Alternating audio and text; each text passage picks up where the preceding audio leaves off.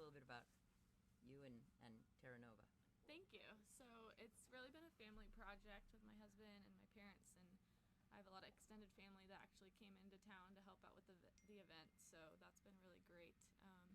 But we've been working really hard to make it a great venue for competitors, spectators, and really trying to involve the local community as well. So it's really fun to see it finally all come together after all of that. Well, it's really interesting driving here. You know, you have to go through a couple of cities, Tampa, and then you start heading south, and then it starts to become much more rural. And now we're in this amazing countryside of Florida that I've never been to before, and it's just gorgeous. Yeah, that's one thing I really love about this area is when you come out here, it's a little bit more the feel of Ocala, but we're only a 30-minute drive from the beach.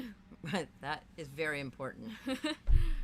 So we are now watching the CCI One Star. Our first rider in this division is Lauren Nicholson, and she's riding a horse of her own. Mrs. Mars owns Windchase Starfire. And Windchase Starfire was bred by Phyllis Dawson in Virginia, and it's just a lovely, lovely horse. Hannah, another question for you. What's the atmosphere like in the arena? You just finished the test ride. Were the horses, did they bring their life up? Is it too early? Did they feel pretty relaxed right now? Or? So actually, Sarah Kelson did the first test ride this morning. I'm going to do the test ride, other test ride later this afternoon. But I did ride in the schooling test of choice yesterday, and the atmosphere was great. It was a little tricky for my own horse since he lives here. He's a little bit like, what happened in my backyard? But it's really peaceful and calm and quiet, but still has a really nice big atmosphere feel at the same time. Sure. I know other competitors that have put on competitions on their own property, and they say the same thing, that the horses are really quite startled by the activity. And sometimes it can be more difficult to compete at home because you're distracted by all the things that are going on, and your horse really isn't the same that he is on a normal basis. So it's an interesting part of this. So back to Lauren. This is just a lovely horse. I saw her ride him yesterday, and because we're based at the same property, at Mrs. Mars' property in Ocala, Florida. And it's just a wonderful temperament. I think that Phyllis bred a beautiful horse. There's nothing not to like. He moves well. He's nice in his temperament. He's a gorgeous looking, small enough chestnut horse, very short coupled, but he's got all three very nice paces. And here she's in her walk exercises. There's not a lot of complexity to the FEI dressage test at the one-star level. It's really just a question, what the judges are looking for is that the horse is obedient and that there's enough rideability with the horse, the young horse, that you can be accurate to the movements. We show a little bit of leg yield to the right there. You'd love to see a lot more crossing, but that's something probably yet to come in that horse's education. So Windchase Starfire, the preface of his name Windchase, is the farm that Phyllis Dawson has in Virginia. She's bred many, many horses, and I know that Lauren really rates this horse quite high. Looks like a lovely test so far. And Lauren herself is coming off of a really wonderful weekend last weekend at Fair Hill. She had both of her horses jump clear inside the time on the cross country, which there were 12 clear, so she had 2 of them, and she just rode beautifully. So she's really matured her style, and now her aids have become so invisible and yet very effective at all levels. Now we call this the riders call this the stretchy circle. The actual test calls for a lengthening of the reins to let the horse stretch. So she does a nice job of getting the neck out there, getting the horse to stay in the same tempo, and then when she gathers the reins, it be to put her in a 27.6, which is in second place by 0.4. And 0.4 is 1 second on either the cross country or the show jumping tomorrow. So the scores between her and the leader, Sinead Maynard, are very, very close. So those two will be duking it out. Sinead comes in just a few horses after Lauren. In third is Melissa Paul on Uptown Indy. She's a little bit further back in a 31.4, sitting in third. Laura Vandervliet, FGF Papamak, is in fourth, 33.4.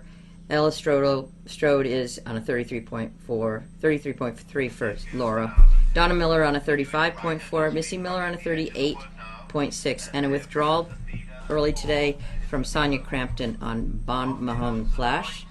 So he will not be partaking today. We have our first horse on course. This is Lauren. She's clear over 4.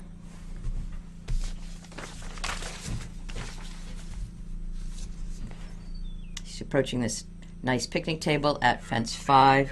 Fairly straightforward, but it puts you onto the first combination, 6AB, which is a double triple brush. There's the first. And a lovely 7 strides there. She's doing a very nice job. The horse in a beautiful rhythm. Really pretty to watch. She's going to come up the first mound.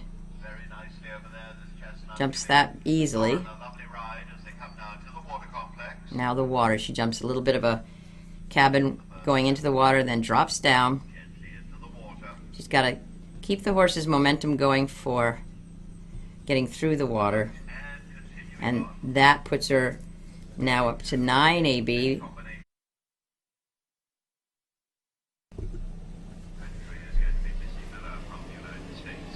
This is Lauren again.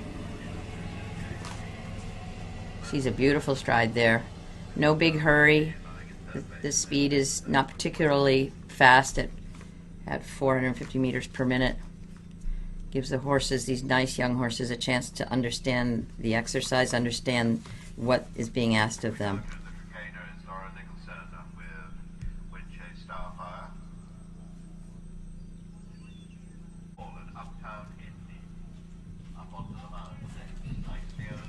You can hear her coming, galloping right past me to 17, which is a Tricaner. Oh, she really sticky. The question was such a good ride.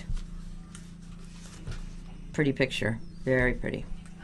As I said, she's sitting in a very close second place behind her friend Sinead Maynard.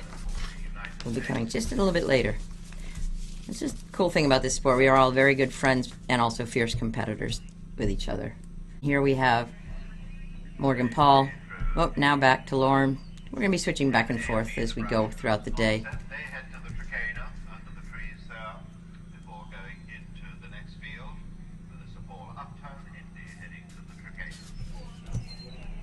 Lauren's looking really well.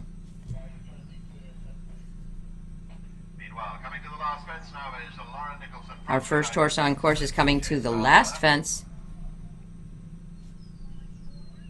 And she does that easily, and that horse looks like it's got plenty of potential for the upper time for owner Jacqueline Mars, rider Lauren. Yeah. You know, it's one of those horses that is what's not to like. It moves, it jumps, it's got a beautiful top line, it's got a great temperament. You know, it's just what do you not like? And I mean, Phyllis knows one or two things about horses, and I've seen about 3 or 4 just randomly, not looking, just randomly show up and think, my gosh, you know. So her breeding program must be excellent. But it's a really good jumper, and it's a nugget too. You know, it's like it's short coupled, it's uphill. It's well, it reminds me of her little snooze alarm. With it's just like a little the same nugget. size. So at least Lauren's used to doing it. Because don't you find it's interesting to see the riders that can ride a variety of horses, and Lauren is certainly one of them.